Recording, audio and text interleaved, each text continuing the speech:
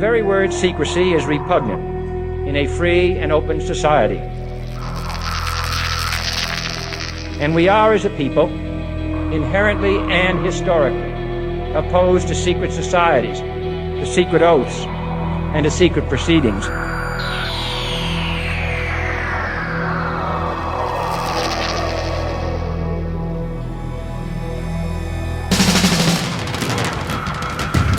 The questions you always had.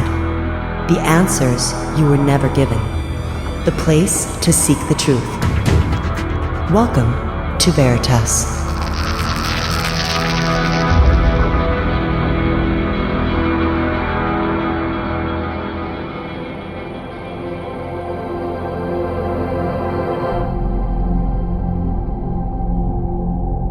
Greetings to everyone around the world, and a warm welcome to another edition of Veritas at veritasradio.com. I'm your host, Mal Fabregas, and I sincerely thank you for joining me once again.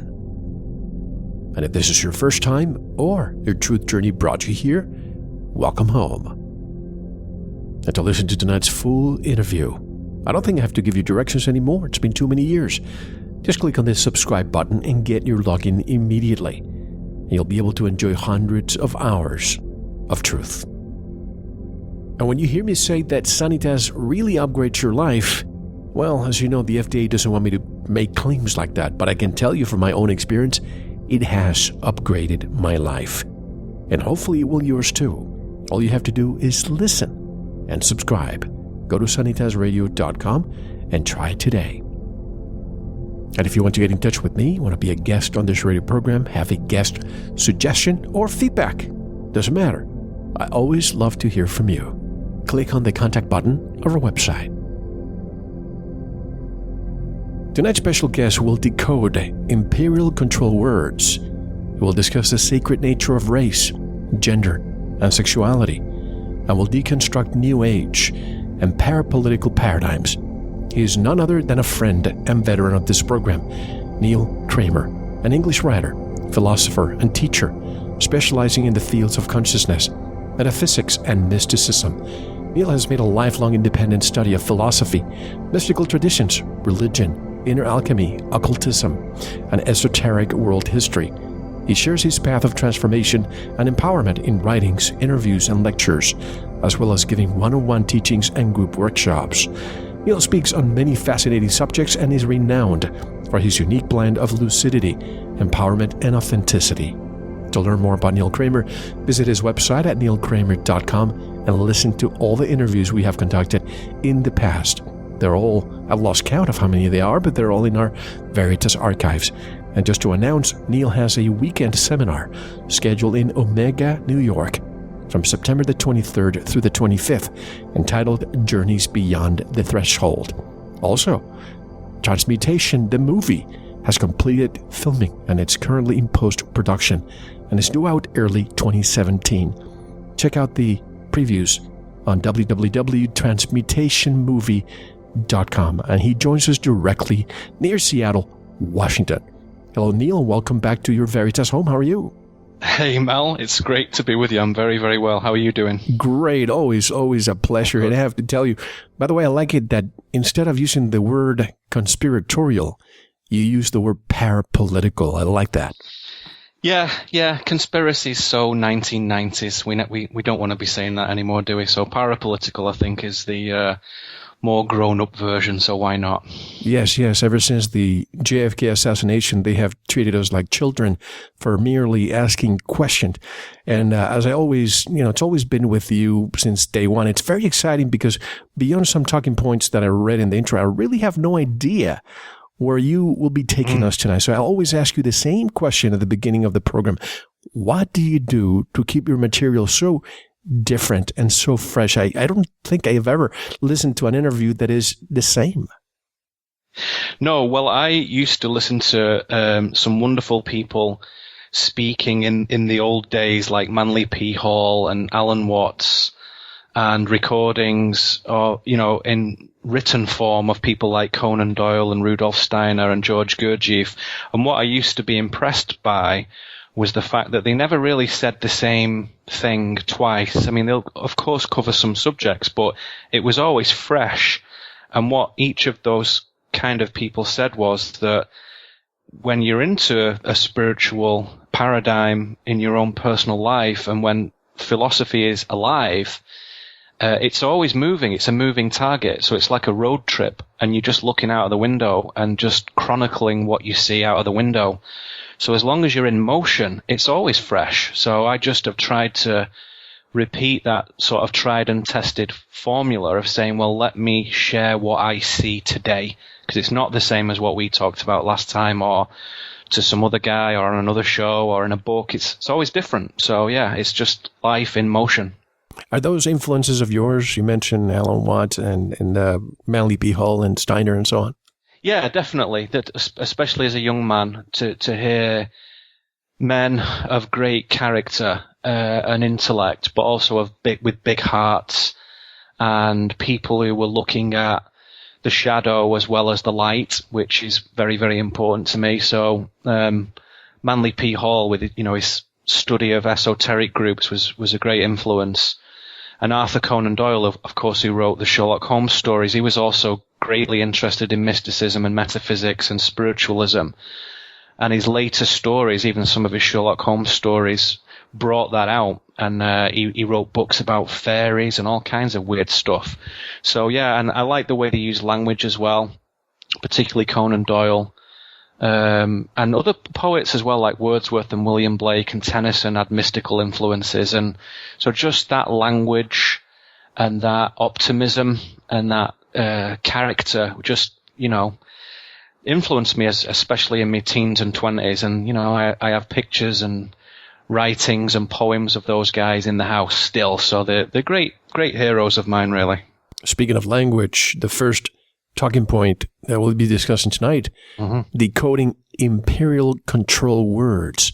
Now, what is this? So, when I speak about empire, I'll just say a few words about that, just for listeners who are new, who may or not have heard that before. So I'm going to refer to something called empire probably throughout our conversation tonight. So empire is an ethos, really, a group, a method, all those different things that attempts to restrict humankind to a lower state of being, to limit people to a diminished level of mental, emotional, and spiritual development, deeply conditioning human beings to value collectivism over individualism. That's what it does. So I choose to use the term empire to describe this whole thing. Better term for me than New World Order or Illuminati or globalists or whatever. And I always also underline the fact that empire is not really a symptom of human brokenness, so much as, a very, very distant echo of it. So it's not at all a cause. It's like a cold, like having a running nose is the symptom of something that's a virus that's already taken place. So to me, empire is what comes when we stop determining life for ourselves, when we discard our gift of creating reality, when we stop unfolding our spirit, we invite this strange, wicked empire to run our lives for us. We give our power to it. So of course, the term empire also does cover those perceptions about secret groups and globalism and centralization and negative occult practices and stuff like that. And it does preserve oligarchies and aristocracies and stuff. But above all, it's an ethos, it's a philosophy, it's a method, it's a group of people. And it is important to just understand that however powerful they may seem and whatnot, they are wrong-hearted, they are emotionally shut down, immoral, flawed, and essentially weak. So I'm going to say things that will make empire look very powerful, but they're not, they're weak. And it's only by tricking us into being weaker than them do they have any power at all. So without our consciousness and our consent, they are relatively impotent and powerless. So when we talk about the cunning and the power of empire, it's really their skill for deception, not the might, because they're not that mighty. So decoding imperial control words. So when I speak imperial, of course, I'm speaking of empire in that sense. So let's think of it like this. Let's place ourselves in the position of, say, members of an imperial think tank. A group tasked with, we're the bad guys, devising strategies for controlling major populations in America and Europe and Asia and Africa and Australia and whatnot. And there we all are, sat around a table, secretly trying to shape social policy and attitudes and education and science and military and all that. And let's say that one of our most important tasks, as it would be, is to persuade people to consent to accept the globalism of empire. How could we get people to do that? How could we get them to be helpless in what is essentially their own world? How can we get them to just do as they're told?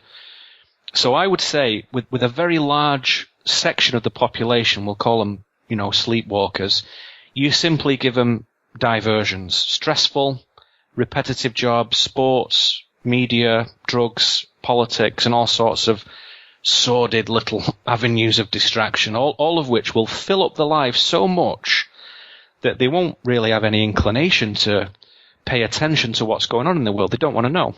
They'll leave all that to someone else. And I'd say that portion of the population is probably pretty big, maybe 70%, 5 billion people say.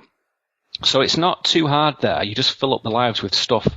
But let's say there's another 30% of the population who are a bit more thoughtful, a bit more self-educated maybe, a bit more insightful, who do look into the nature of things more. People like your listeners basically, and other shows like this and other areas of study and scholarly subject matter. People who want to learn about the world, who feel that there is surely a better way of doing things, and maybe even we should be doing it ourselves. What about them? How does our imperial think tank sort of deactivate those people? Because if they're walking around saying things, alive, powerful, sovereign things, then empire won't last very long because they'll destroy it, those thoughtful, good people. So how do you take them offline? And my proposal to you this evening is that I would say about 250 years ago, which coincides with around the time of the Industrial Revolution in Europe, as literacy and education came within the reach of many millions more people than ever before, empire came up with a strategy, a very clever one, of controlling the language.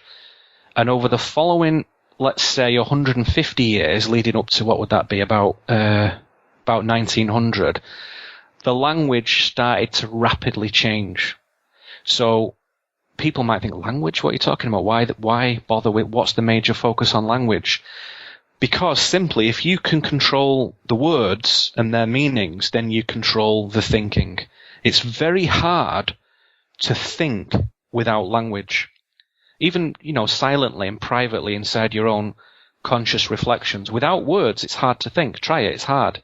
So the words, or rather, more importantly, the concepts they represent, are critical in human cognition and communication and conscious development. So empire, I see, has been very aggressively reshaping the language, slowly, for sure, but steadfast in sort of redefining key aspects of our spoken and written communication to distort reality, or certainly to distort the reality in our heads, to restrict our ability to think, and to produce confusion and self-doubt and obedience in the minds of people. And they're certainly making a determined and concerted effort to eliminate our power of judgment. So let me give you an example of that, because that's all very abstract. Let me give you a concrete example. Discrimination, right? We spoke about this briefly before, but let's just touch on that for a moment, and then we'll look at something else. If you can't discern things, then you can't make any decisions. You can't make any judgments. You can't choose. You can't know what's good and bad, what works and what doesn't. So if you eat away at that power of discernment, that which is simply our ability to judge quality, then you're making they're making discrimination, which is simply observing the difference between things, bad.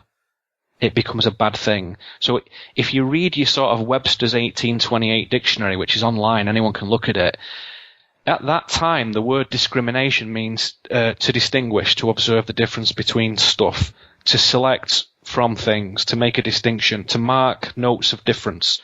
No mention of anything negative in the word discrimination, nothing.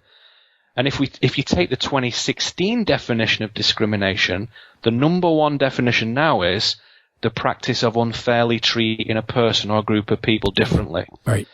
Or from the Collins Dictionary, unfair treatment of a person, racial group, minority, action based on prejudice. From the Oxford, unjust, prejudicial treatment, right? So the language has been changed. And what this then does is make all discrimination feel wrong, even the good types. So to discriminate now means to be unfair, perhaps even unlawfully so. And the secondary definitions of the same word, no one cares. No one looks at those. It's just the first thing that they look at. So if someone's on the smartphone and a young person who's not sure what that word means, or an old person or whatever, look it up. The first descriptive word is unjust. So in 1828, the description was distinguish, observe, select, mark differences. So that's a classic example. So imperial culture makes it look like discrimination is a bad thing. And by the time we're all old men, if we haven't educated our families and our young people properly, the new people coming in will assume, well, discrimination's a bad thing. We all know that. That's not true. They're trying to make it sort of unfashionable, hateful, so that sections of society cannot perceive truth. They won't want to judge for fear of discrimination. And you see that in New Age communities. You know, what do they always say? Oh, I'm not judging. I don't want to judge. Right. Judging is wrong, which is stupid. You know, how gullible and programmable those people are is just staggering to me. Judgment is a primary human skill. It's an instinct, a power, a natural observational tool for an intelligent man or woman. Without it, we're nothing. Judgment is very important. So if people give that up and lose the ability to make their own mind up, they're in a bad way. You know, what is good, what is bad, what's beautiful, what's ugly, what's rubbish, what's excellent, what they like, what they don't like. They can no longer make that judgment. They make themselves sort of feeble, right? So we've talked about that briefly before, but let's turn to another word, right? A big one, this. Democracy. But right? before you go to the democracy, let me just, right, if I might just add something Please, to it. Yes. Because all my life in the corporate world, I always use words like offering the XYZ for the most discriminating taste. I used that in marketing as far as I can remember. Or I remember this lady who wrote a letter when I left the corporate world, and she said, I am someone who will always distinguish you. Now, you use those two words these days for the most discriminating taste, and I bet you some people will be raising the political incorrect flag. They will because what it does, that changing the language, is it makes people afraid because they don't want to have that spotlight turned on them. You know, like a sort of concentration camp, and they've gone over the fence. The last thing you want is that spotlight on you. They don't want to feel that. So it makes people afraid to discriminate. It makes people afraid to get anything close to it. Use the word. So it's discriminate is a control word, right?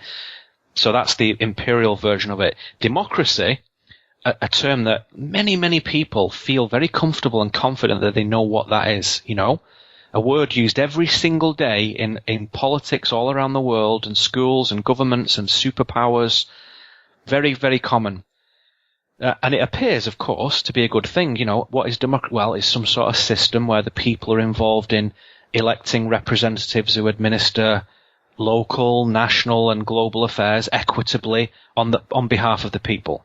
And periodically, the electorate vote in new representatives to manage things. And through a system of checks and balances, there are various parties and beliefs that sort of fairly correspond to the prevailing perspectives of the people. And all our life we grew up thinking, you know, quite naturally, that democracy sounds like a pretty good thing.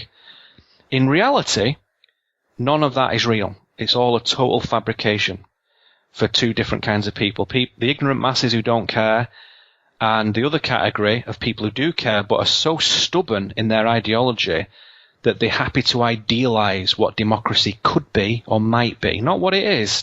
They don't deal with what's in front of them, and they willfully ignore reality and live in this fabricated dream world, and they sold that dream by people like Karl Marx and Vladimir Lenin, and even today people like Tony Blair and Bernie Sanders and Jeremy Corbyn and people like that. And democracy, to them, it appears to be about freedom and elections and representation, but it's not. Democracy is a governing method of empire. It is feudalism, right? And for anyone who's not sure what that is, feudalism was a European system of social control, right, that was very dominant between about 900 AD and 1500 AD, round about then, a bit earlier, a bit later maybe, but around about that time, for hundreds and hundreds of years, more than the whole of American history. And it structured all society based on compulsory peasant labor, very sort of harshly administered by people who had essentially inherited resources and land from empire. And I would say it's the same thing today. You have to work for the administrators who have mysteriously claimed the resources, and it is peasant labor. So democracy is feudalism with pizza and BMWs, essentially. What's the difference between feudalism and the mafia? Don't they come knock on your door and say, give us some money for protection? Well, you could say that because it's based on authority. And at the end of the day, it's like, the IRS. If you don't pay your taxes, they will kill you. So at some point you get a notice, then you get another notice, and this happens to people. We can read about them. You might have spoken to these guys on your show.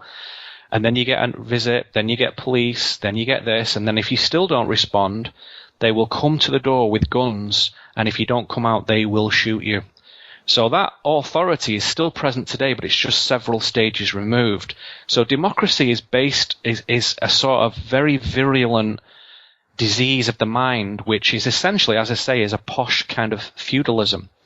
So let me give you another couple of words, and then we'll look into this a bit deeper. Liberalism, right? Liberalism. And again, let us know here that what liberalism appears to be, just like the other things we've talked about, and what it actually is, are different things. So liberalism appears to be people who believe in the freedom to express themselves. We're all the same.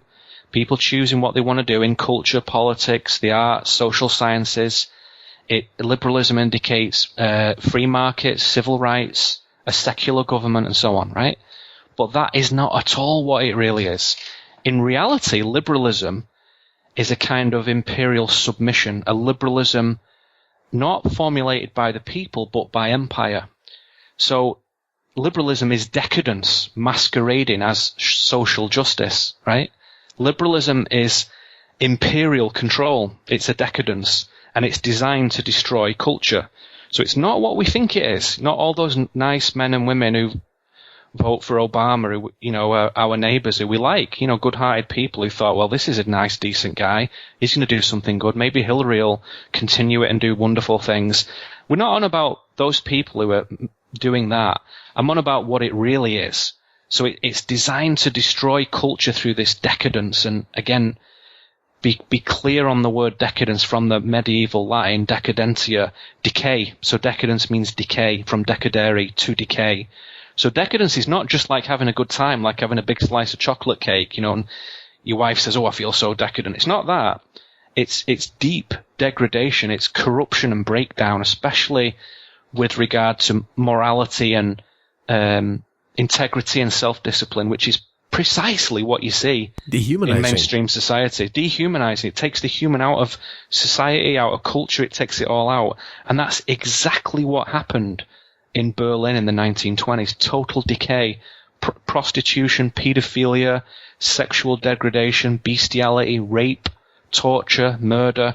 And all of those things were normal. They weren't aberrations. They were normal. A decadent society that had learned to believe that was okay.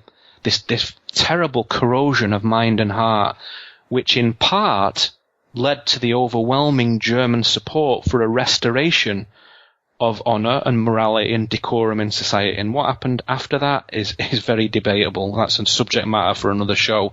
But the point today is language. So decadence is becoming socially normalized, and everyone is becoming sort of acclimated to it.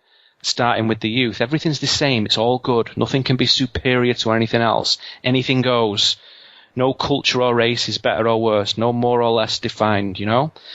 So in my personal cosmology, discrimination, democracy, liberalism, and all those things don't exist. They're not real things. The control words, they are control words. So when you hear discriminate, democracy, liberal, the control words. Diversity, right? There's another one. Appears to be about natural human diversity of creed and culture. I hate to stop you, but I just want to dissect some of these words. Yeah. Because I'm so glad, it's so refreshing. That stuff that I guarantee you folks, you are listening to us here thinking what Neil is thinking, but you're afraid to talk about it. Because if you talk about this out there with your friends, your loved ones, people are so brainwashed that they don't want to talk about this. When I think of the word decadence, this is exactly what I see if I ever turn on the TV. In less than 60 seconds, that's exactly what I see, decadence. I remember my grandparents when I was a little boy, and we would be watching TV, and all of a sudden a bikini would show up. They would, oh, look at that, indecent. Let's change the subject, change the channel. I would think, oh gosh, don't be so old schooled.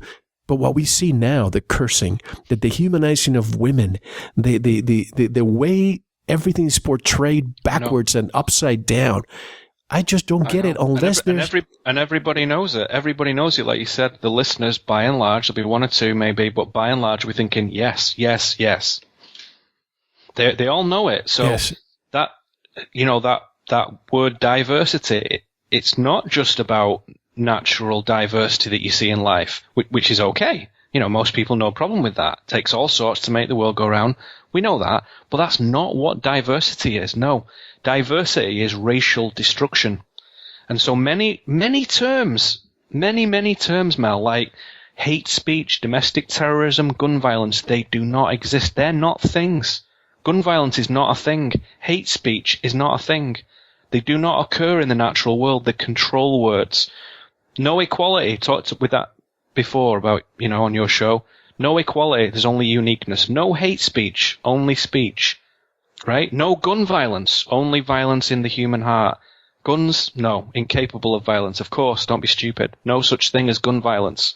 So when you hear those buzz terms, you're hearing control words, right? So let me reel these off. We won't go into them. Discrimination, equality, diversity, democracy, hate speech, domestic terrorism, gun violence, racism, racial profiling, racial bias, privilege, underprivileged, ethnic minority, gun control, prejudice, microaggression, implicit bias, restorative justice. Those are all control words. They're not real things.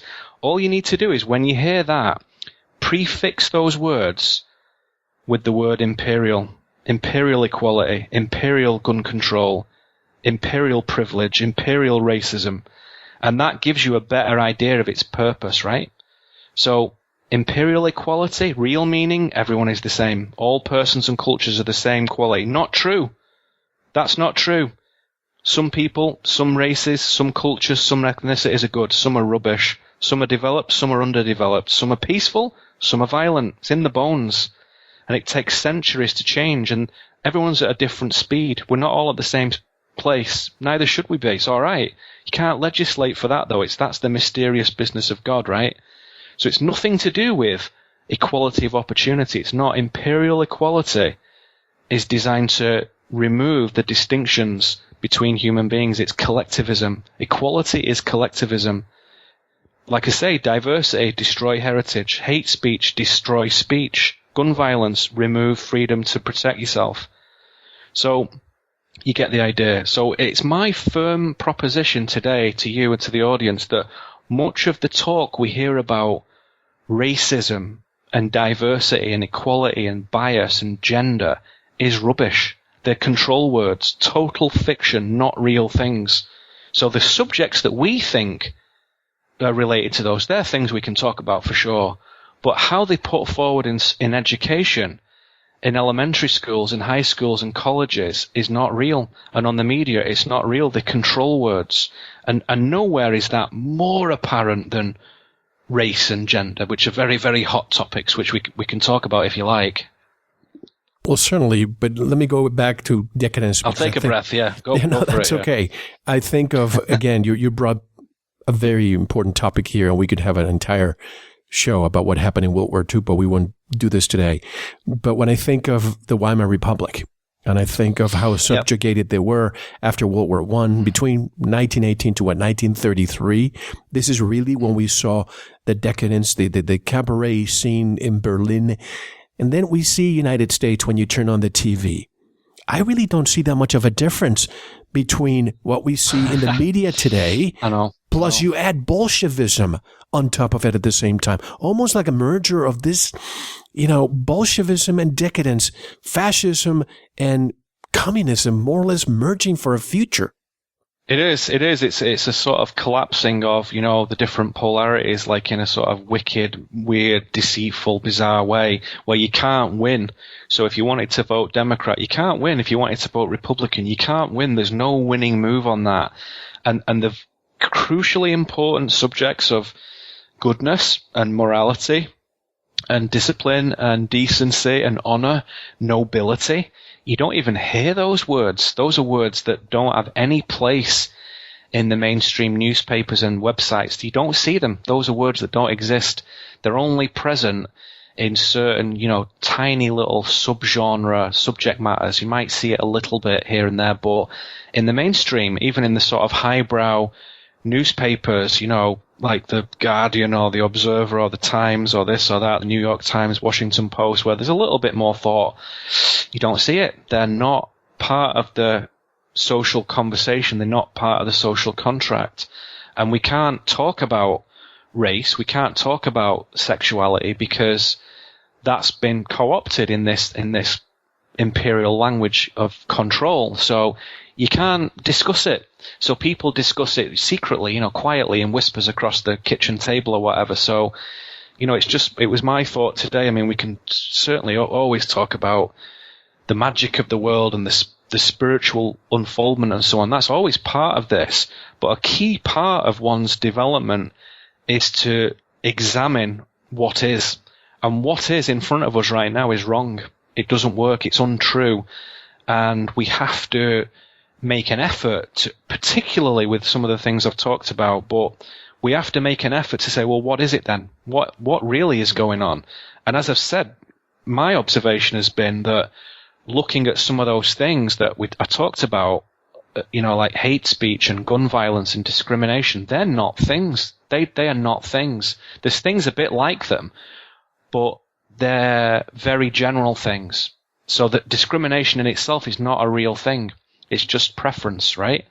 So if we bring that to race and gender and sexuality, then you start to get really interesting. But even before we get to that, if you consider even in Germany, where they were one of the great proponents of multiculturalism, not the German people, I hasten to add, but the German government. Many people in Italy and Germany and France, even before this giant immigration disaster that's happening at the moment, said multiculturalism has failed. So they call it in Germany multiculti with a K. Multiculti is a failure. And in England and Europe over the last few decades, I've seen the sort of forced exodus and cultural mixing to be very, very damaging to formerly very peaceful, stable communities, especially in areas that I know like Bolton and Cardiff and Bradford and Birmingham, Hounslow, Brent, Newham, Tower Hamlets and all their suburbs. And, it's in a real mess, England. It's a real shame. It's in a real mess. And it won't be freed from that breakdown for centuries. And what's happened now is, so too, the same in France, Germany, Sweden, Denmark, Finland, Norway, Spain, Italy, Belgium, Austria, all being culturally reshaped and culturally genocided, right? And I mean the genocide of good culture, the culture of natural humans, where the words and the images and the music and the values, the food, the clothes, the social skills, the narratives, the landscapes are from real people. And that's being eliminated. And whoever poor bastards come in as immigrants, it's not their bloody fault. They're just being used as pawns. So whether it's Algerians or Pakistanis or Africans or Syrians, forget that. They're just the poor schmucks who get brought in. They're expendable to empire, weak, ignorant of the grand game. So it's very important. It's important. Or for us we're to bombing consider. their countries, Or like we're bombing Syria. their countries, of course, with Syria, yeah. But there's no point in singling out particular ethnic types. That's controlled very meticulously by empire, to be honest, and it is often designed to cause maximum damage to the cultures, and they frequently will choose racial and cultural types that are very opposed to each other and have no impulse for integration or respect or contribution or adaptation, none. So it's very unwise for people to think, oh, I'm sick of this type or this thing or these brown guys or these white guys or these olive-skinned guys. It's stupid. There's no point in singling out particular types. It doesn't work like that. So it does, inevitably, when you look at this, it leads to this question of race. And as I've kind of been philosophically proposing the idea that there's no such thing as equality, I would like to suggest that there's also no such thing as racism. I don't think that's a thing. And some people might be surprised to hear that. For me, I've been running with that for a couple of years now, and I'm pretty certain it's not a thing. Certainly not in my world, it's not a thing. So even when good people talk about like stamping out racism, it sounds like a good idea. I understand what they mean. But again, it's not what you think it is. What it's really for is not to bring social fairness and equity amongst different groups and creeds, but is to erase tribal heritage on all sides, everyone, to terminate thousands of years of what I call blood wisdom. In Europe, America, Africa, Brazil, wherever, Hawaii, Asia, it doesn't matter, everywhere. To remove that organic human culture of shared ancestry and replace it with groundless, imperial, synthetic groups, right? Not real. Nothing to do with stamping out racism. So they get people who are ignorant, who mean well, and just use them, exploit them. Because you can't stamp out what isn't there. So, like I say, racism appears to be, we know this, the idea that we should not treat people badly based on colour or creed, of course. Right. Okay, who wouldn't agree with that? It's common sense, of course. We all know that's stupid, right? But that isn't what racism really is. Racism, to me, is an invented thing, an invented crime that can be levelled at anybody who expresses preference for culture, heritage, appearance, mannerism, skill, capability, or whatever. And the word racism did not exist prior to 1900. Nothing in the 1828 Webster's, nothing in the 1880 English dictionaries, nothing. So, what was the word invented for? It certainly wasn't to protect people or society. None of these things ever are. The idea of racism instructs people to believe that preferring one tribal expression over another is wrong. And what people should do instead is adopt this collectivist view that everyone is the same. All cultures are of equal relevance and worth, which to me is stupid, preposterous. Many cultures are awful. Many are marvellous. Some creeds are violent. Some are more intelligent. We all see that. Travel the world and you'll see some things are better than others. Better for you personally. Better for you yourself. And individually, we're allowed to make that call. You can formulate that judgment if you want. So whilst other races and cultures may have the same sort of ultimate human potential to achieve excellence and harmony and grace by their own hand, they are nevertheless, of course, totally unequal and dissimilar, with wildly conflicting levels of refinement and soul and spirit. That's for the individual to decide themselves. It's every individual's prerogative to decide if a person or a culture or a group or a form of human expression meets your standards of morality and growth. If it does, great. If it doesn't, fine. So let me say it think of it like this. Consider that at a certain stage of inner development, people will prefer their own kind, right? People who share, they'll prefer people who have their own sort of customs like theirs, their own outlook, same values, same protocols, same history. And I think that's natural. Especially if your culture has achieved great equilibrium and quality. And so those sort of people might not even want to have much to do with people foreign to their lands. They might not, okay?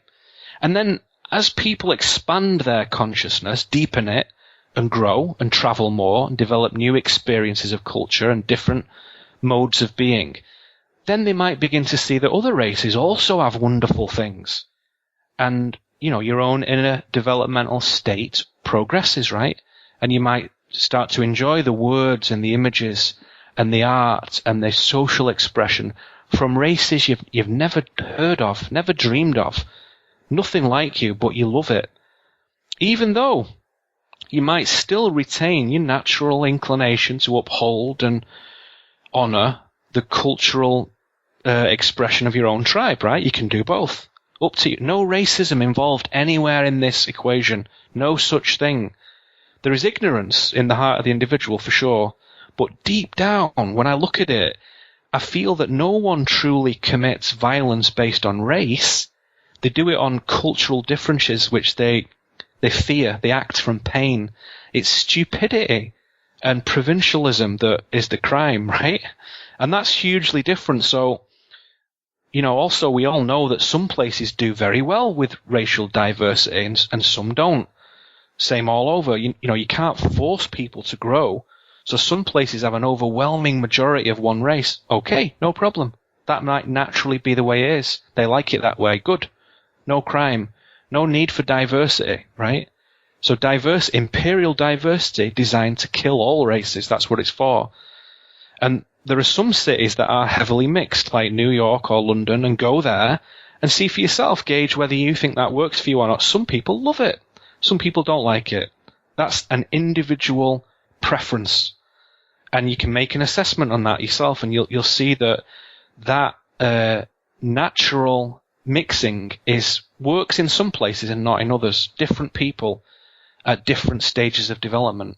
So nowhere in any of that do I see racism. I just see stages of preference from inner developmental stages.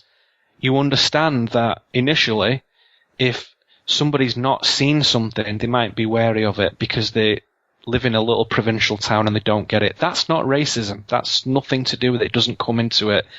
That's an invented crime. It's not a thing.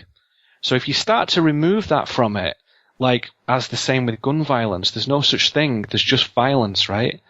And with racism, what you're talking about is preference, and preference based on individual development. So somebody who's highly developed will have sophisticated preferences where they'll say, well, I love cultures like I do myself from all over. And many of my friends from all different, especially living in the States and coming from England, I have more natural diversity in my social circle than most people can believe or imagine. And it works because I've worked on my development. So I learn so much. It's incredible, and it works really, really well. But I've worked on that, worked on it. I know some other people who haven't done that, who live in very traditional ways, who prefer their own kind. To me, that is not racism. That's preference. Completely acceptable and okay. None of those people I have ever seen have any ill will or violence to anybody outside of that. It's just preference. The only people doing violence do violence anyway. They have violence in the heart. So, like I say, if we take the imperial definition of racism, you can level it at anybody who shows preference for tribe or heritage or social expression. I would be, you would be, your friends and family would be, my friends and family would be. It's totally arbitrary. And anyone they don't like who shows any preference, they're a racist. So again, they're trying to remove choice and judgment and preference. And it's just a con. It's just a massive con. It doesn't exist. When I think of etymology and how words are changing, we can go all the way back to Old English and how it's changing now, and Old Spanish and how it's changing now. But I think of going back to what we're discussing here. I remember back in 1991, 92, when the Maastricht Treaty was being signed, I was reading it because in business I had to be aware of all the geopolitical events that were taking place at the time. And I was thinking, okay, this makes sense. The European Union, quote unquote, as an economic bloc wants to compete against the United States. That's fair. But when it started to evolve, or some may call it de-evolvement, when it started becoming more as a unit where you're going to just drop all your borders and bring everybody else, And as you said, those people who are flocking there, perhaps they have things are happening and their countries are suffering and they have to do what they have to do to survive. I get that. But when you have these cultures that are very unique, and this is one thing that traveling in Europe and traveling in the United States, you notice you're in Iowa and then you're in Wyoming. The difference may be a slight change in accent, but you're still in the United States. In Europe, you can be across the street in one country that speaks one language, and the next street is another country that speaks a different language, very different cultures. I don't think, back then, I thought, you cannot mix them. You cannot just dilute them to the point that they're going to lose their identity, their culture. And this is exactly what's happening now. My question is, why is this happening and for what purpose? Who's orchestrating this? Well, good question. Empire is orchestrating it, and it's to remove the sense of communal tribal identity. Tribal identity is the basic platform from which individual identity arises. So many people, and this takes place over a spiritual trajectory that lasts thousands of years for every individual. So my esoteric dimension to this is you're not just talking about one person, one life. The whole thing takes place over thousands of years for every individual, over many manifestations of spirit, many animal selves come into being from one soul. And your tribal heritage is very important. And without that, it restricts the individual spiritual development. So if your heritage is destroyed, your identity becomes fragile if you've not reached that stage. So again, in higher stages of development, race is irrelevant. It doesn't matter what you look like and where you're from. It doesn't matter. But most people on Earth come here at the beginning stages of spiritual development. We all did. It's like a university. You come here, you stay for 10,000 years, and you graduate and you go. Most people are always beginners, right? So tribal identity, and I mean that tribal in the very best sense of the word, great, true communion and fellowship, absolutely the most wonderful human thing. What's the number one thing when I speak to people around the world? The biggest problem they have is lack of conscious community, lack of real organic culture, lack of support, lack of conscious brotherhood, conscious sisterhood. It's not there. And we're having to cobble it together slowly but surely, piece it together. So this giant reduction of tribal identity through hugely manipulated, obviously manipulated. Just go and look at what's happening in Germany at the moment and you'll see it. Even just to read about it, it's clear, the numbers. They're removing the heritage of the people.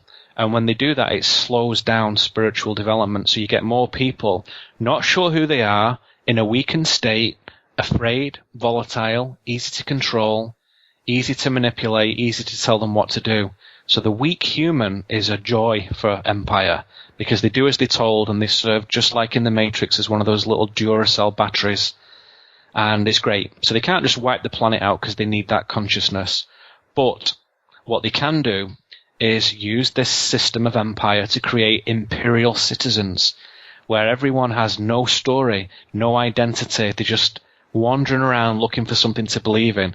So if you remove that, some of the greatest, most fantastic cultures on Earth, dotted pretty evenly all over. I mean, I know, obviously, especially Europe and America, because that's where I've spent most of my life.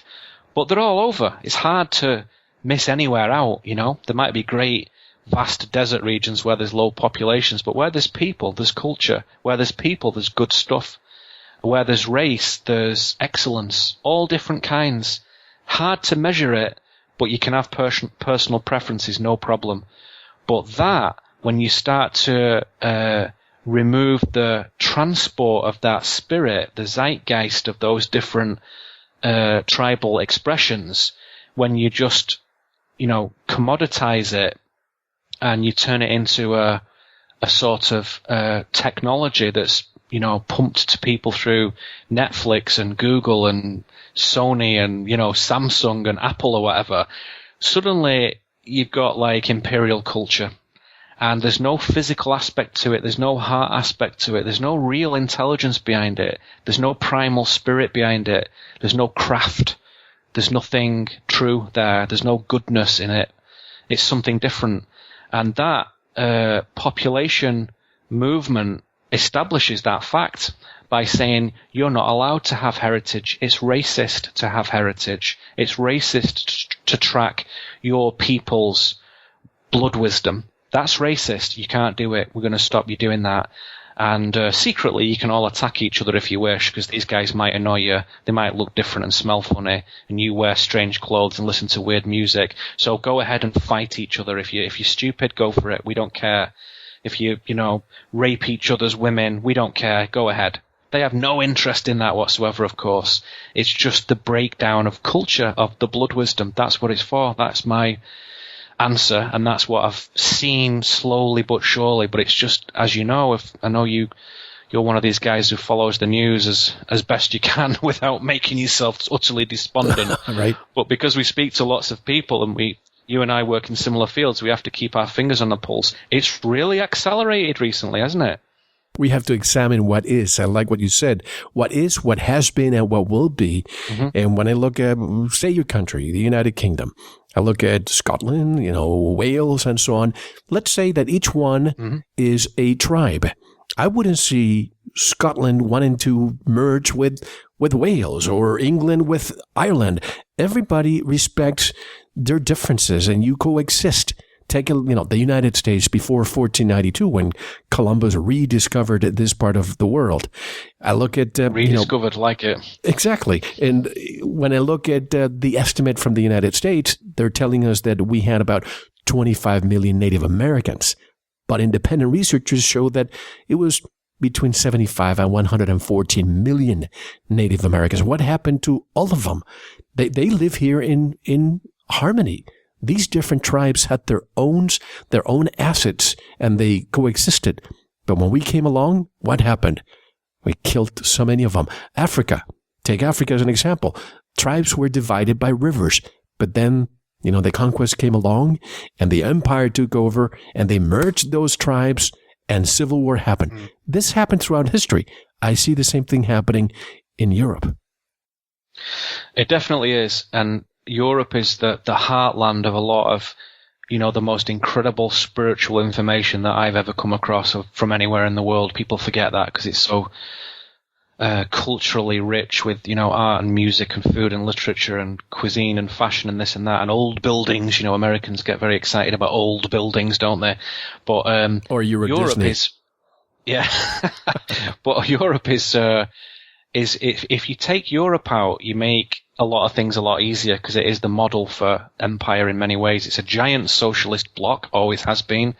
As I say, the democracy is just feudalism. It's not changed whatsoever. Let me just insert this little piece, because I want to make sure this is in that first hour, if I may. The last piece of this, like as if talking about race isn't tricky enough. Let me just quickly talk about sexuality and gender. LGBT, right? That is like in the newspaper every single day, isn't it? Every 2 minutes, some LGBT thing. What it looks like, right? An effort to bring, what would you say, social equity and balanced opportunities and treatment to people of all different orientations, right? But of course, we know that empire could not care less about any humans. Hetero, homo, trans, whatever. They have zero interest in making life better for people. So this big thing, LGBT, it's everything is LGBT. What's it really for? I suggest empire has constructed LGBT rights and gender bias and gender equality and all that to destroy the sacred aspect of the masculine and the feminine. So what we sometimes do see are what in certain circles, certain mystical circles, you might call pansexual beings, humans who are not limiting themselves to any particular expression of men or women or this or that. Traditional roles can be transcended. It's rare. Most humans are traditional in their sexual core. They are hetero. Pansexual expression is a very rare spiritual accomplishment that requires very deep self-discovery, spiritual discipline, and very incredible, and I use that word advisedly, levels of emotional maturity. And it can be a very wonderful and beautiful thing, real, but very, very rare. So there are certainly humans who sexually prefer a particular gender and those who like both, and all different expressions, up and down, left and right, Doesn't matter. But what Empire has done is nothing to do with that. They've created this sort of fake LGBT virtual world, which has not arisen from true sacred pansexual expression, but from imperial think tanks like everything else. So what imperial LGBT really is a sort of club for sad, isolated, fragmented people who have been deceived into thinking that the solution to their spiritual emptiness and their social exclusion lies in sexual reorientation, which for the vast majority it certainly does not.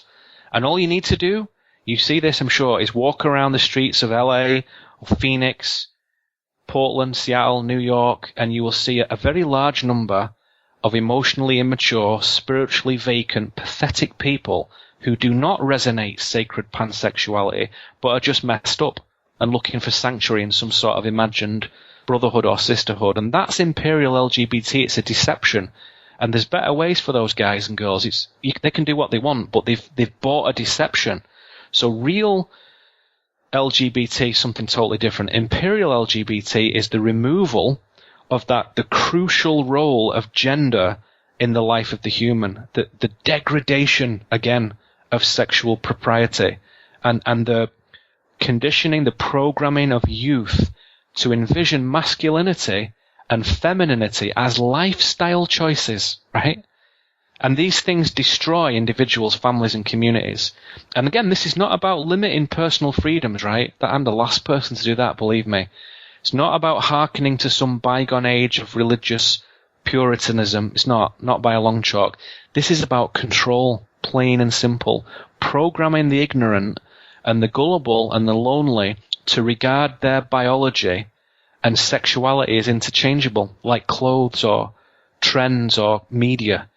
But in spiritual unfoldment, your gender is your most important spiritual asset. Your sexuality is a crucial expression of your spiritual discovery. And that flow of masculine and feminine in a person is, to me, is divinely ordained to bring maximum growth and exploration for that person, based on many prior lifetimes of soul journeying, all very precisely calibrated and set up in accordance with, your soul, with divinity, with the laws of nature, of ethereal manifestation, of organic representation as an animal form here, all of us, flesh and blood, bone and sinew. And this great intersection of many lifetimes, all designed to bring this beautiful opportunity for personal refinement. To think that all that is just up for grabs as a lifestyle choice to play around with is a disaster. So imperial LGBT is nothing to do with choice and freedom and social justice. It's not. It is to destroy the sacred teaching of the masculine and feminine impulse in everyone. And all of us have both of them. And the mix of it is a very private, special spiritual matter. And to erase centuries of soul journeying in this sort of deeply deceptive social conceit is again what Empire is trying to do. So masculinity and femininity are the big, massive driving factors. Just like the sun is this giant masculine giving energy, and the moon, the lunar, is this beautiful, nourishing female energy, not the mysterious space, messed up base that people think. These are magnificent energies that absolutely control Earth life, absolutely and utterly. Everything is male and female. Gender, that critical seventh hermetic principle. Gender is in everything. Everything has gender. And to mess with that and to imagine that the government can legislate on that to assist and help people is just such a con. I can't believe people are falling for it. It's just preposterous. It's absolutely one of the most obvious examples. Race and LGBT, it's right in front of you. And if you put your detective hat on for a minute, get your Sherlock Holmes pipe and look at it, it's obvious. The evidence is all there. It's a con. And again, it's nothing to do with race. It's nothing to do with race. It's nothing to do with gender and sexuality. It's just control. They're trying to erase judgment, erase that spiritual adventure of masculine and feminine flow, erase that journey back to the divine androgyne where both come into perfect harmonic communion. That's impossible when you look at the messed up culture that they're trying to create for these people. And as I say, it could be the most masculine man, the most feminine woman, gay, trans, lesbian, dyke, what, it doesn't matter. That's irrelevant. Do what you want. Do what you want, be an individual, but do not let that culture be guided by empire, because it's doing the very opposite of what people think. And believe me, when I was a child, that was always the defender of the underdog. Whether the kid was the kid that was bullied, or the gay kid in our classroom that was bullied, I would defend them all the time. But growing up, I see this, for example, this transgender issue, and I have nothing against them. They can be whoever they want to be. But 0.3% of the population, 99.7% of the population is not. This agenda, why is it such a high priority on a leader or president's agenda? Because he has taken over every single piece of media. There must be an ulterior motive here. The motive is to remove the journey of the masculine and feminine in the spiritual men and women, and to co-opt it and to make it a lifestyle choice. And when it's a lifestyle choice, it's a trend, it's a fashion, it's up for grabs, it's decadence, it's decay, it means nothing. It's lost the sacred aspect. It's just fun. It's just fashion. Berlin in the 1920s. Back to that, it's bad news. Now, if you come from a spiritual core and it comes from individual power, then the divine says, you know what, guys, you do whatever you want. You go for it. You can express yourself with consent, informed consent, with power, with dignity, in whatever way you wish, with another amazing, spiritually alive, consenting adult. You can paint yourself blue, hang your nipples from the ceiling and swing around all day long if you want. You can do whatever you want. You can do anything. Up to you. But it must be guided from spirit. It's not a lifestyle choice. It's not. So to make it just culture, it's just culture. Remember, imperial culture is not what you think it is. It's not from people. It's about decay. It's decadence. So you have to start to draw these distinctions.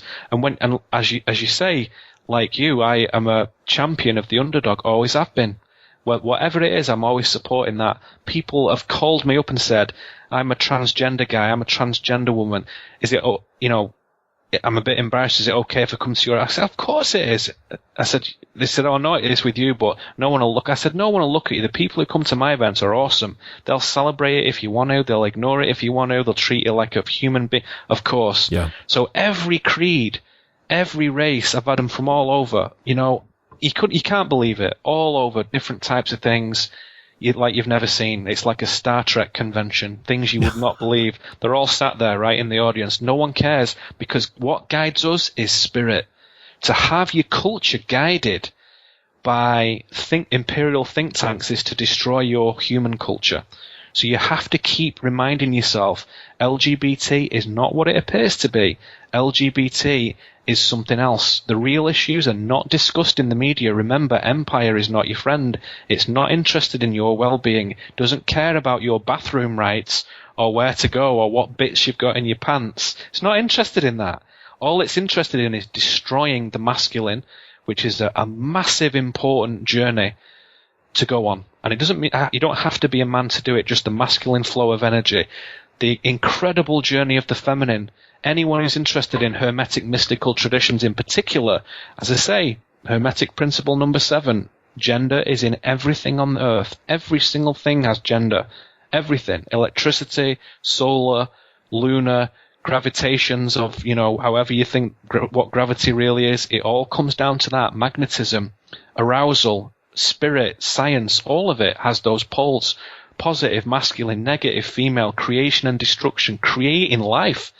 You cannot have that as a load of people who are wanting escape and wanting resolution sought on the outside. You have to take that from yourself. You have to be guided by something with honor, from wise elders, from a true expression. And you tell me where that is in government. You tell me where that is in local, national or international government. It's not there. So again, LGBT, a control word. It's not a real thing. It's a control word. The issues we can talk about, quite different somewhere else. No problem. That's not a problem. And as I say, sexuality in my seminars and in my client work with individuals, we talk about it every day, all the time. And it's deep, fascinating, vigorous, amazing subject, multidimensional, so fascinating, so interesting. None of that is ever talked about in the mainstream. So LGBT stuff, bullshit. And just for the record, all the gay, lesbian, and trans people I know, all the queer people I know who don't even want to say what they are, they've all said to me privately, this LGBT thing is bullshit, Neil, isn't it? And I'm like, I know. You tell me. It's not representational of me, of my people, of my partners, of what I do in life, of where I go. It's bullshit. It's a lie. So even the guys and girls who I know who do it, as a life expression in themselves from a place of integrity and excellence and spiritual accomplishment, they tell me it's bullshit. They tell me that to my face every week in, week out. Even they are afraid to talk about this with other people. That's right. They're being ostracized from the very own incredible journey that they're taking. And some of the very bravest and best people I know have gone the whole hog and changed themselves and had things cut off and inserted and reshaped. Whatever. That's an incredibly personal choice. Whatever. I don't have any problem with that. I think it's an incredible journey. But those people too, several of them, have come to me and said, it's bullshit, LGBT stuff in the mainstream media. It's imperial bullshit, isn't it, Neil? And these are not acolytes or disciples. These are very strong-minded men and women who live their own life, who do what the hell they want to do, whenever they want to do it, from a place of integrity, that is. And then you have that freedom, not before. And they have come to me and said, it's nonsense. And they're better qualified to say that than me. So I can theorize and conceptualize about it. I can see what I see. But I don't know what the journey is to swap genders, to change, to feel like a woman. I don't know what that is. But I have many people who do and have come to me and they've said the same thing. And I'm not just talking about 2 or 3. I mean high numbers over 10, 15 years. Same thing.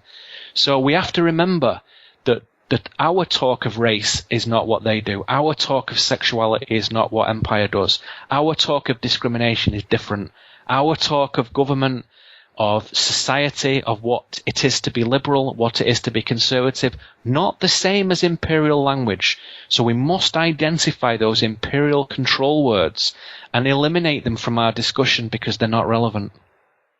You know, this is a great talk because a few days ago I had Mark Passio with the Unholy Feminine, New Feminism and the Satanic Epi-Eugenics Agenda. And I went to a conference recently in Philadelphia where, you know, you're talking about gay people talking to you. I saw this gay couple watching the lecture and we started talking. They said exactly the same thing, that they don't need the spotlight. They don't need all this, you know, marketing about all this stuff here. They don't want it. No. They don't need it. No, and any talk of that, you have to watch out that you don't fall into it, because even very clever people, you know, say, "Oh, you're just a privileged white person. You don't know what the struggle's like." No, you've just proven. If you ever say any nonsense like that, it's like they've fallen into the deception of the control words. That's what they do. They control the thinking, and it's like even if you say, you know, I don't mind gay people. You know, they can do it, and they're like they. You call them they. Yes, of course I call them they. I'd call anyone they. And people get so sensitized, oversensitized to this. You people. And it's just you people, you know, it's just an indication that the control mechanism has duped them. And it's very embarrassing and shameful because a lot of these people are very clever, very intelligent, well educated, and they think they're above that and no one can dupe them. So they're very defensive and aggressive when it comes to even questioning that. So you have to carefully consider, if you know what empire is. If you don't know what it is, you need to. But once you know what empire is, any time they talk about these things and use these control words, and as we said earlier, there's lots of them. It's not just that. All kinds of stuff that you'll hear more and more about: microaggression, implicit bias, restorative justice. If you don't know what those things are, you'll hear lots and lots about those things. Privilege, you know, profiling, domestic terrorism, hate speech. They're not things. They're not real things. They're control words. So it's just very important. And once you start to identify them, especially like one that I have an interest in is gun violence, which is just so funny and so preposterous.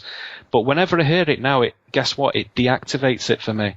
I don't ever get wrapped up in it. It immediately depolarizes me and I just laugh and just turn it off.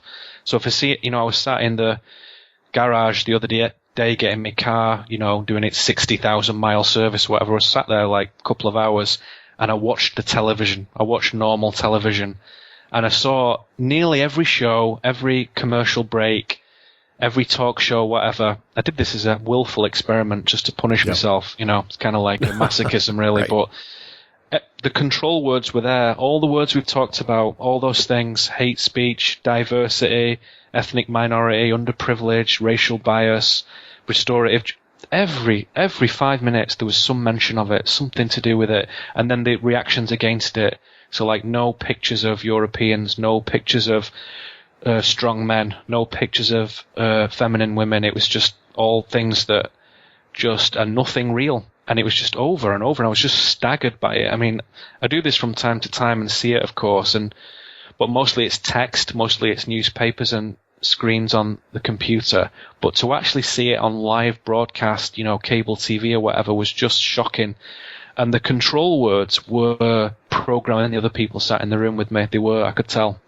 And I just thought, wow, I'm not going to stand up on a soapbox and say, now listen, ladies and gentlemen, I know we've all come here to get our cars fixed, but I've got to tell you something.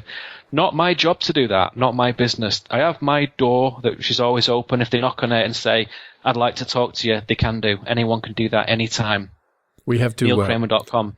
Do it and have a look. But, it's not our place to try and wake people up. That's a very private business. You can bring a horse to water, but you cannot make it think. We have to break both segments into two, actually. But tell us, you also have a seminar in New York and the movie. Tell us about them. Yeah, thank you. I appreciate that. I have a very exciting seminar coming up September the 23rd to the 25th over at the Omega Institute that's in Rhinebeck in upstate New York. Journeys Beyond the Threshold, it's called, and you can go to NeilKramer.com and click on events on the menu at the top, and you can see all about that. And it's a weekend, Friday, Saturday, Sunday, brilliant. We did it last year at the end of summer. It was fantastic. We're going to do it in September again. It'll be bigger and better than last time. It always is. And it's just a brilliant opportunity for very alive, aware human souls to come together and discuss things of substance, and I will educate and entertain. But the key thing, I always say this, but I promise you, the quality of people who come to that, men and women, young and all different backgrounds, everything you can imagine, it's awesome. It's like a real life intergalactic, way station. It's just everything that you can imagine. All different perspectives and philosophies come together, and people come for the community aspect of it. So they should certainly come to hear me speak and stand on the stage, and I will definitely, instruct and edify. That's my job, and I take pride in doing it well. But it's the people who come. That's the real joy of it. So you'll be in a room, maybe. You'll never be in a room with that many super high caliber spiritual warriors. It's so good. So NeilKramer.com, click on events, and you'll see this like triangle shape on hovering over the ocean, Journeys Beyond the Threshold, September the 23rd to the 25th, 2016. Upstate, beautiful countryside, not weird downtown concrete and glass. Upstate, beautiful rolling hills and valleys, gorgeous place, you can stay there. Transmutation, Mel, the movie, we've completed the filming. It's all in post-production now. Very interesting, very exciting film. It's a movie about uprooting normality is the sort of strapline for it. What is real in the world and what is not. Just as we've talked about some of those cultural things this evening. It's about modern spiritual warriors, mystical reality, the magical world, the strangeness of empire, and how by changing ourselves we can change everything. And it's a beautiful film, directed and shot by Niles Heckman and some other wonderful people. Niles directed it, and Niles honed his skills in Hollywood on The Matrix Reloaded and Pirates of the Caribbean and all kinds of wonderful things. Wow. Where he was directing the major visuals in, major Hollywood blockbusters. And then he took his skills away from Hollywood. Hallelujah. And he elevated them even to better levels and took him into the indie realm where he now creates his own unique visions. So I wrote the film, I narrate it, and you see me walking around throughout the movie. And there's some other incredible people who I've worked with over the time. Not anyone we know, but real spiritual warriors out there in the world changing it. Super authentic people doing the work. Not like celebrities, but fantastic men and women who I've had the great privilege to work with, who are out there unfolding a better way of life. So it's a very inspirational film. We're doing it in a new way with greater emphasis on the beauty of the film, Great the images, visuals. the poetry of the word, where our intent is that the whole thing can be viewed as art, not just documentary, but its beauty and its textures and its music, fantastic music we've got by a wonderful guy, Wes Willenbring, Jodie Vernon, just as important as the message. So quite the other way around to how most people do it. So Niles and I and the other guys involved in it, we're very excited. It's very different, never seen anything like it. Some surprises in it too, some hidden things, some things most people will never have seen before that I think they'll enjoy. Looking forward to seeing it too. So that's transmutationmovie.com. Excellent. Well, folks, don't go anywhere. You know we're going to get deeper in segment 2. So don't go anywhere. This is Mel Fabregas, and I'm here with Neil Kramer. Don't go anywhere. Thank you for listening to the first segment of this very important Veritas interview. If you enjoyed it and wish to listen to the rest, go to veritasradio.com, click on members or subscribe, or tell someone else who will enjoy this and all our radio programs. If you are listening on YouTube, like, subscribe, and share it. Don't forget to visit the Veritas store, where you can purchase pure organic sulfur, earthing and grounding products, supplements, a USB drive with all our shows, gift certificates, rebounders, fulvic acid, full body vibration machines, and much more.